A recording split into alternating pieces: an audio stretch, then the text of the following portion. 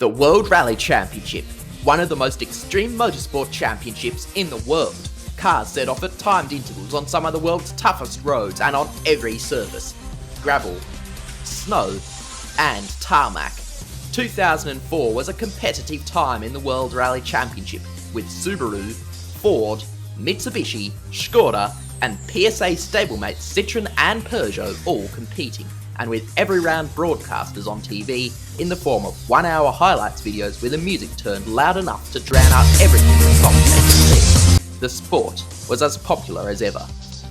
While it may be easy to think that Citroën and Peugeot, being from the same parent company, PSA, would work closely with each other in the World Rally Championship, but that couldn't be further from the truth. Peugeot and Citroën presented vastly different concepts to each other. What mattered most to Peugeot Sport was beating Citroën. For some of you, this video may seem familiar. That's because I posted an earlier version of it a year ago, but now I've redone the audio and added more information to make this video better than ever. In 2003, Citroën, with their fast and reliable Zara, along with possibly the best driver lineup in motorsport history, dominated the manufacturer's World Championship, with Sébastien Loeb finishing just 1 point shy of the World Drivers' Championship in his first full-time season of the World Rally Championship. It was clear to Peugeot Sport's management that the all-conquering 206 that won 3 Constructors' Championships in a row from 2000 to 2002, as well as 2 Drivers' Championships, was getting long in the tooth, having been in use since 1999. The new replacement was to be innovative, fast, and hopefully game-changing.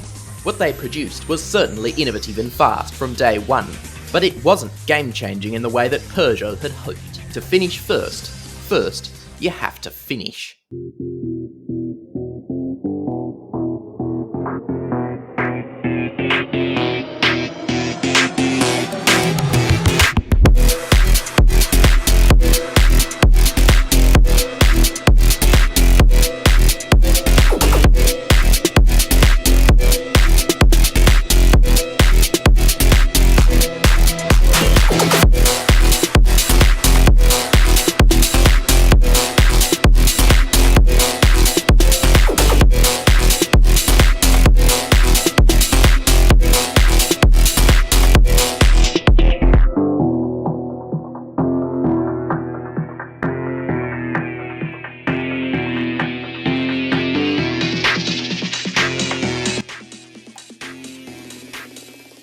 When Peugeot showed up in Monaco for the start of the traditional season-opening Rally Monte Carlo, it was clear to see that the manufacturer had been innovative with the new Peugeot 307.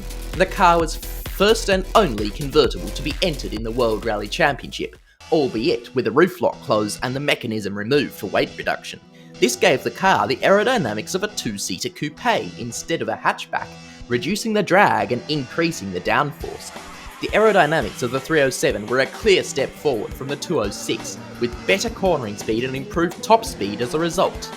The car was also longer than its predecessor, leading to better stability at the expense of less responsiveness.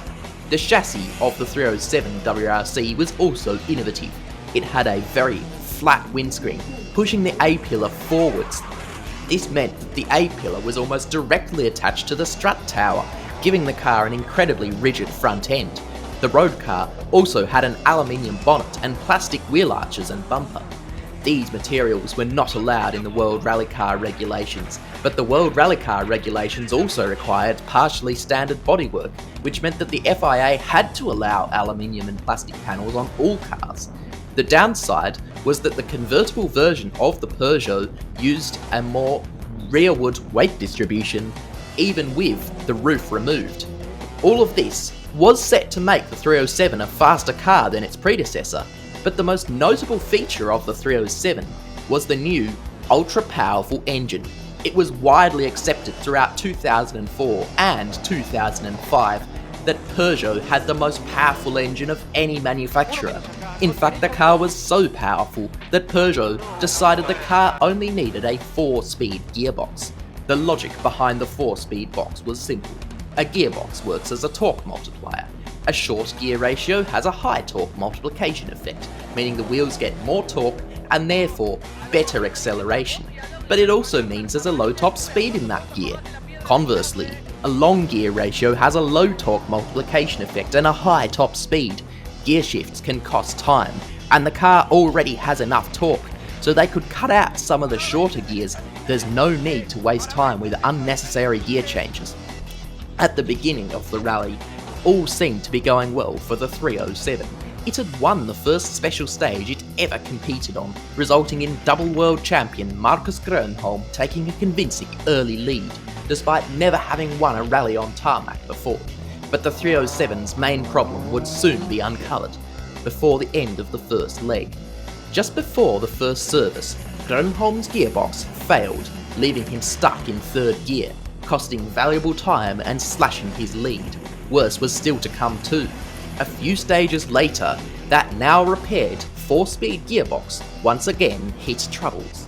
The gearbox was set up for acceleration on the tight and twisty roads of southern France, but it was geared too short for the fast sections. Both Peugeots were stuck on the rev limiter in 4th gear. Grönholm lost 30 seconds, and with it his rally lead. Meanwhile, the less powerful 6-speed cars had all the acceleration of the Peugeot at low speeds, plus an extra 2 gears for high speeds. By the end of day 1, Grönholm was the only Peugeot in the points behind the leading Citroën of Sébastien Loeb. Grönholm would end up finishing the rally in 4th position. This was a sign of things to come for the 307. The car often showed flashes of brilliant pace before persistent reliability issues ruined the team's chance of winning. In Sweden, the car's power steering failed, once again handing a win to Citroën's Sébastien Loeb. In Mexico, the power steering failed on Grönholm's car again, whilst Harry Rovanpera's steering arm broke. In New Zealand, Grönholm suffered differential issues whilst battling for the lead. His chances of winning the rally also weren't helped by him testing to see if the car goes faster when it's upside down. He finished 6 seconds off the lead. Without differential issues as well as his impressive display of automotive acrobatics, it's likely he would have won. But the next round in Cyprus was truly remarkable for the Peugeot team and their lead driver, Markus Grönholm.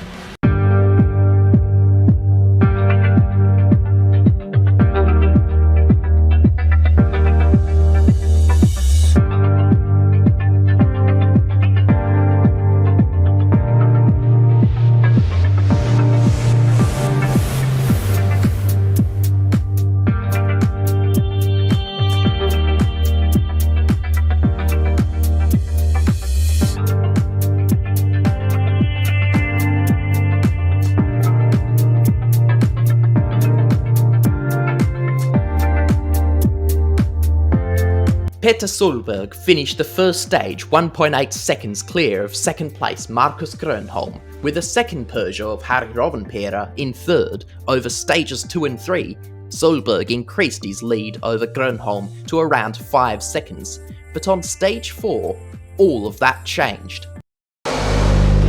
Markus. No clutch anymore. When I came here, no clutch. Your time's still pretty good. You're up on Petter on the split, so without a clutch. I don't care anymore because I have no clutch.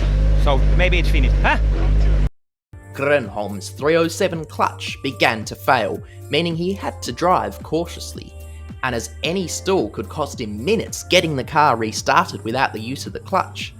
However, luckily for Markus, he was not the only driver experiencing issues. Peter Solberg's Subaru had developed a radiator issue. Rocks from the rough roads of Cyprus had blocked the car's radiator, resulting in an overheating engine. Solberg was forced to stop on the stage to fix the issue. Markus Grönholm, despite his clutch issue, was now leading with a big margin. Despite all of the pain of the early season, it seemed that it was finally going well for Peugeot. Grönholm would lead for the rest of the rally, winning by an amazing 50 seconds in the end and taking the championship lead. It seemed the 307 had finally come good. Unfortunately, it was not to be. The big news in the lead up to this rally has been Markus Grönholm's disqualification from the last round in Cyprus. Celebrations for the Peugeot 307's maiden win cut short because of a non-regulation water pump in the car. What's the spirit in which are we now? Are we depressed? Are we sad? Are we empty? No, we are disgusted. Will we give up? Never. The disqualification of both Peugeots meant Sébastien Loeb was ruled to be the winner of the Rally of Cyprus. A third place for Carlos Sainz meant it was yet another double podium for Citroën. That wasn't the only issue for the Peugeot in Cyprus either. The tight and twisty nature of the Cyprus Rally exposed an issue with Peugeot's 4-speed gearbox. The gearbox was intended to reduce the number of gear changes and save time. Peugeot's engineers calculated that every 15 gear changes cost 1 second. Fewer gears should mean fewer gear changes. So how did that work out for them? He can protect the car, but he can't do anything if the gearbox fails him. Peugeot are the only manufacturer using the 4-speed gearbox, which was designed to be fast on slow and twisty stages. Exactly. The team's engineers had worked out that the 4-speed gearbox should be less gear changes through the slow corners, and they calculated that every 15 changes loses them 1 second in time. And you've been looking at the number of gear changes made by the leading 3 drivers. Yes, on the most twisty stage of this rally, Sébastien Loeb made 426 gear changes with his 6-speed transmission. Marco Martin's Ford made a similar number with his 6-speed gearbox. But Grönholm's 4-speed 307 made 536. That's an incredible 134 more than the Ford. Now, I'm sure that's not what the Peugeot engineers had in mind. That's over 7 seconds worth of extra gear changes. Fewer gears means bigger ratio gaps. Bigger ratio gaps means the car is often in the wrong gear. The simple idea of fewer gears, fewer changes fell apart in the real-world conditions. A 5-speed gearbox was introduced later on. The rest of Peugeot's season would go very much the same way, with promising rally starts being followed by bitter disappointments, with Peugeot falling apart before the finish line.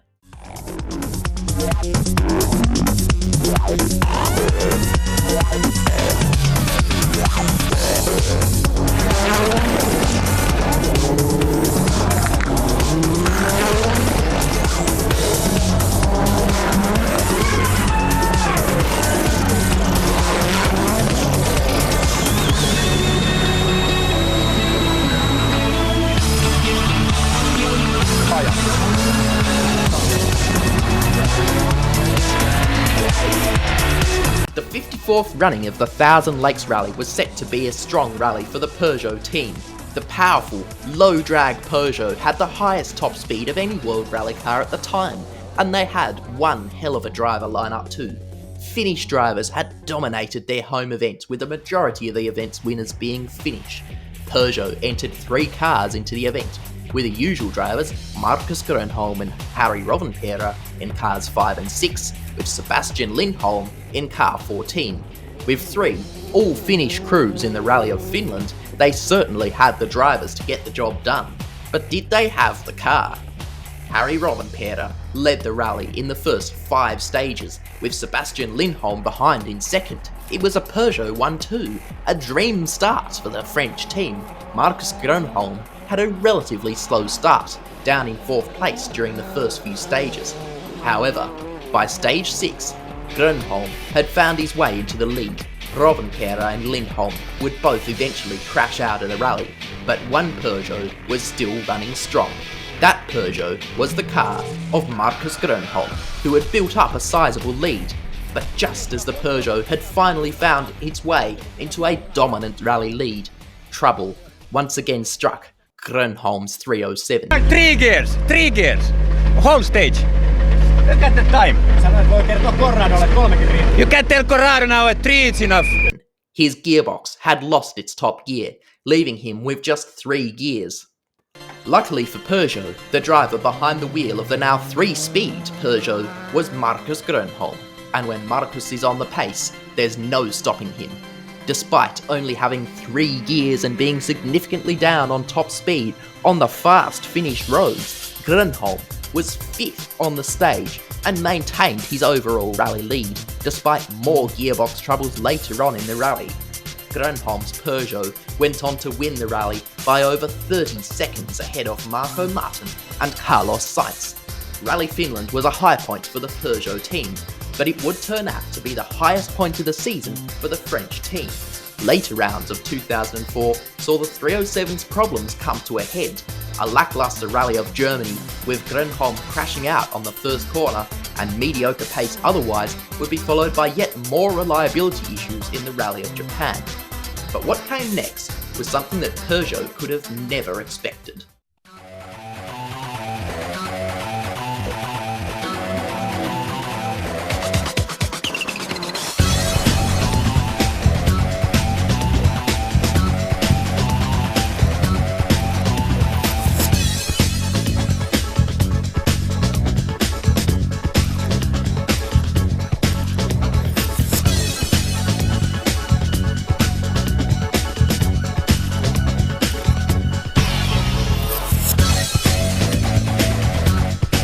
The Subaru of Peter Solberg won the opening 2 stages of the rally. Sebastian Loeb then won the 3rd stage in his Citroën Zara.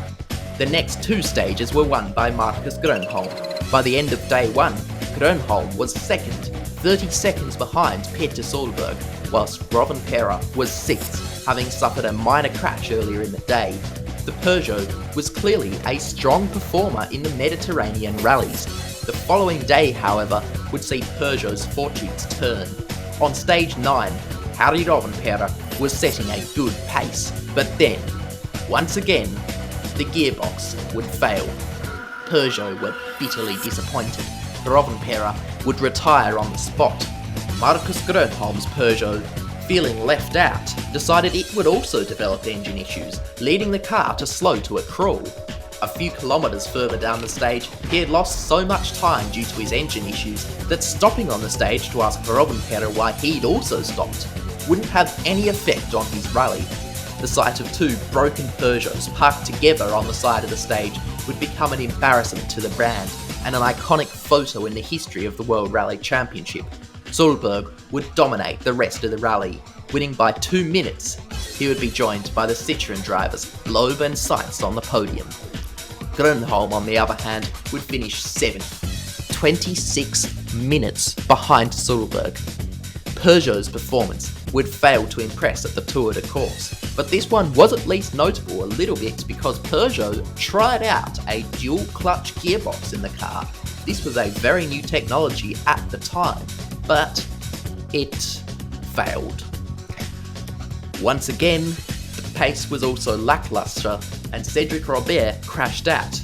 Meanwhile, for their rivals over at Citroën, Loeb's 2nd place secured him the first of 9 consecutive World Drivers' Championships, with 2 rounds still to go. The Rally of Spain would, however, be a strong result for Peugeot, with Grönholm securing 2nd place. By the end of the season, Peugeot would be 4th out of the 5 teams in the Manufacturers' Championship, with Sebastian Loeb scoring more points than the entire Peugeot team, despite having 2 capable drivers. By the end of 2004, the Peugeot 307 had clearly failed in the season, but the car's life wasn't over yet. In the WRC, cars generally compete for multiple years before they're replaced, and this was the case for the 307. In 2005, Marco Martin would join the team alongside Marcus Grönholm, so surely this year they could get their reliability in order, right? Well, actually, yes. For 2005, the Peugeots did prove to be reliable. However, unfortunately for Peugeot, they decided that for 2005, they would switch from Michelin tyres to Pirelli tyres, and as it turned out, Pirelli's tyres combined the grip of a greased ice cube with the durability of Play-Doh. Peugeot did actually manage to secure 2nd place in the Constructors' Championship, and this time the team did also manage to be the only team to score more points than Sebastian Loeb. But the damage was done. During 2005, Peugeot's parent company, PSA, announced that Citroën and Peugeot would both leave the championship in 2006. Citroën were only taking a year off to develop the C4 WRC for its debut in 2007, but Peugeot would never return to the top class as a manufacturer team again. Well, at least not yet. Please come back. Peugeot, Citroën, Skoda and Mitsubishi had all left the World Rally Championship at the beginning of 2006. The only remaining manufacturers were Ford and Subaru. This did not mean that there was a lack of cars though. The 2006 season saw many independently run rally teams known as privateers buy the old World Rally cars from the departed manufacturer team and operating them. Suddenly, the World Rally Championship had a multitude of new teams springing up. World champion Sebastian Loeb would join Kronos Racing, driving their newly acquired Citroën Zara. Grönholm would move to the factory Ford team for the launch of the new 2006 spec Ford Focus WRC. Ford would also enter a separate junior team, initially running 2004 spec Focuses. That team would eventually become the current M Sport team. Skoda remained in the sport, with the newly formed Red Bull Skoda team operating the cars, but the team we're focusing on for 2006 is a French outfit called Bozien Racing. Bozien Racing was a long-term Peugeot privateer, having previously run the 206. For 2006, the team would be branded OMV Peugeot and flagged as Austrian. This team would fill the void left by the Peugeot factory team, fielding two ex-factory cars and legendary privateer entrant Manfred Stoll alongside Peter Solberg's brother, Henning Solberg. The team had changed, the colours had changed, the drivers had changed, but underneath it was still the same 307. So, how did the 307 perform with its new privateer operator? It performed reasonably, but that's all. Bozien Racing did not have the budget of the factory Peugeot team the previous year, and did not contest all rounds in 2006. They also did not receive manufacturer support from Peugeot the way Kronos Racing did from Citroën, as unlike Citroën, Peugeot had no plans to return.